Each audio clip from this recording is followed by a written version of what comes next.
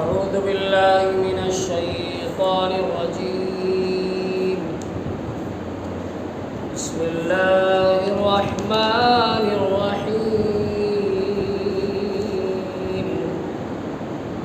وقال لفتيانه اجعلوا بضاعتهم في رحالهم لعلهم يعرفونها إذا انقلبوا إلى أهلهم لعلهم يرجعون.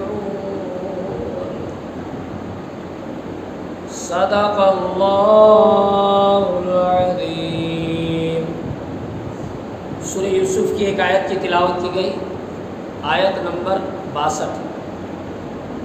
اس آیت میں اللہ تبارک و تعالی ارشاد فرما رہا ہے کہ حضرت یوسف علیہ السلام نے اپنے غلاموں سے کہا کہ اپنے بھائیوں کی پونجی ان کی خرچیوں میں رکھ دیں، ان کی تھیلوں میں رکھ دیں، شاید وہ اسے پہچانے جب اپنے گھر کی طرف لوٹے اور پھر وہ دوبارہ ہمارے پاس واپس آئے. اللہ تبارک و تعالیٰ کا ارشاد ہے وقالا، اور یوسف نے کہا لفتیانہ، اپنے غلاموں سے، اجعلوا بضاعتهم فی رحالہم، ان کی رقم بھی ان کی بوریوں میں واپس رکھ دو، لعلہم یعرفونہا اذا انقلبوا الی اہلہم لعلہم یرجعون، تاکہ جب یہ اپنے گھر واپس لوٹ کر جائے تو اسے پہچان لے تاکہ یہ واپس آئے.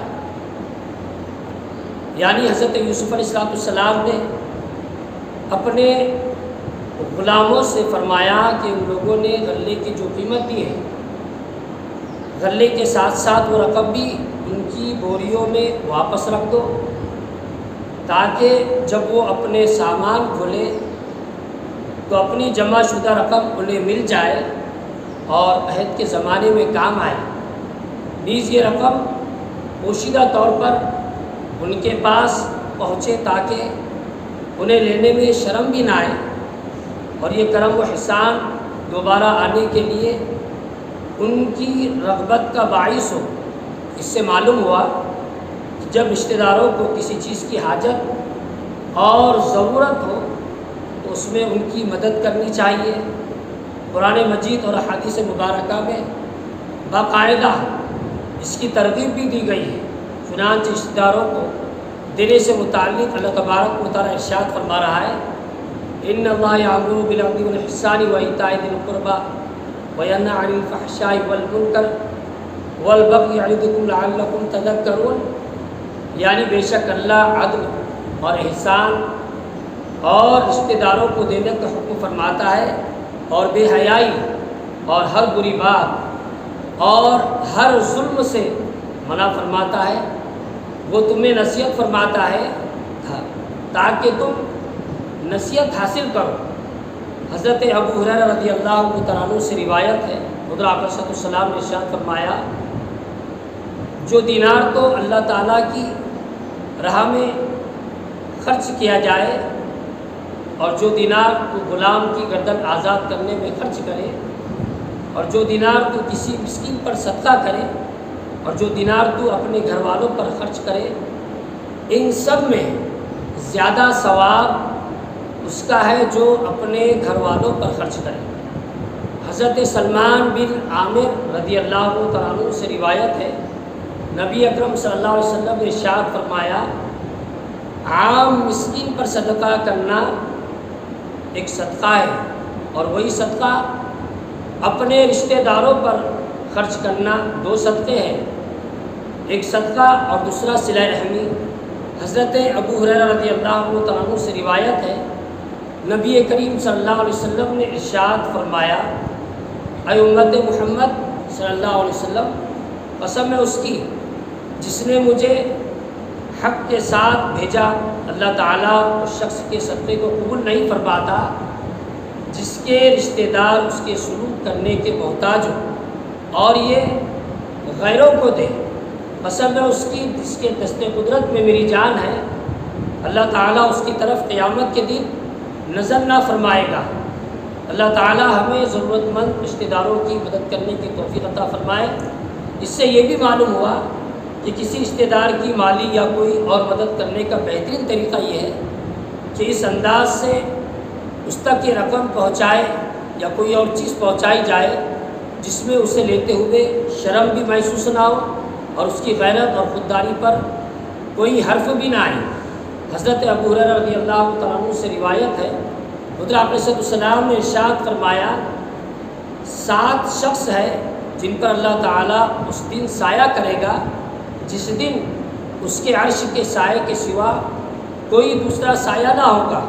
ان میں سے ایک شخص وہ ہے جس نے کچھ صدقہ کیا اور اسے اتنا چھپایا کہ بائیں ہاتھ کو خبر بھی نہ ہوگی کہ دائیں ہاتھ میں کیا خرچ کیا۔ ہمارے بزرگان دین اپنے ساتھ تعلق رکھنے والوں کی امداد کس طرح کیا کرتے تھے اس کی ایک جھلک ملاحظہ ہو۔ حضرت عبداللہ بن مبارک رضی اللہ تعالیٰ عنہ اکثر ترسوس کی طرف جاتے اور وہاں ایک مسافر خانے میں ٹھہرتے۔ ایک نوجوان آپ کی خدمت میں حاضر ہو کر حدیث سنا کرتا ہے۔ جب بھی آپ رقہ نامی شہر میں تشریف لاتے تو وہ نوجوان حاضر خدمت ہو جاتا۔ ایک مرتبہ جب آپ رقہ پہنچے اس نوجوان کو نہ پایا۔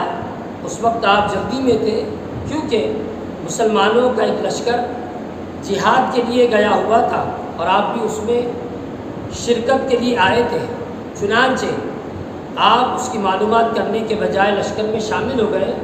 اللہ تعالیٰ کے فضل سے مسلمانوں کو فتح نصیب ہوئی اور آپ غازی بن کر واپس ترسوس آئے اور رقہ پہنچ کر آپ نے اس نوجوان شاگرد کے بارے میں پوچھا تو پتہ چلا کہ نوجوان مقروض تھا، اس کے پاس اتنی رقم نہ تھی کہ وہ قرض ادا کرتا، لہٰذا قرض ادا نہ کرنے کی وجہ سے اسے گرفتار کر لیا گیا ہے۔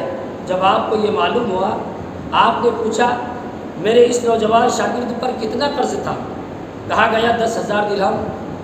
آپ پوچھتے پوچھتے قرض خواہ کے گھر پہنچے، اسے 10,000 درہم دے کر اپنے شاگرد کی رہائی کا مطالبہ کیا اور کہا جب تک میں زندہ رہوں اس وقت تک کسی کو بھی اس واقعے کی خبر نہ دینا۔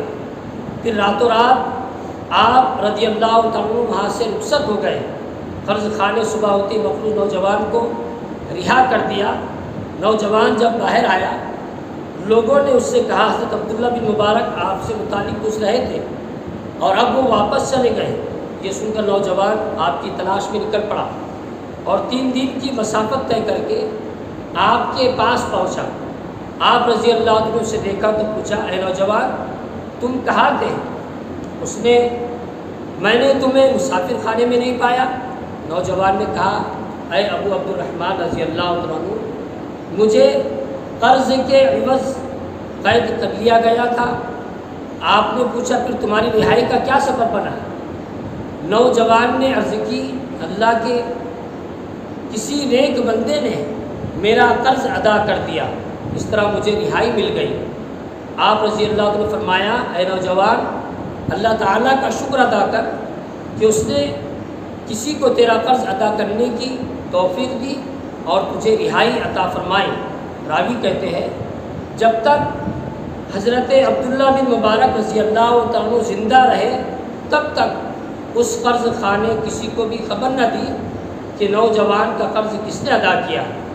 آپ رضی اللہ عنہ کے وصال کے بعد اس نے سارا واقعہ لوگوں کو بتایا۔ صدق اللہ العظیم۔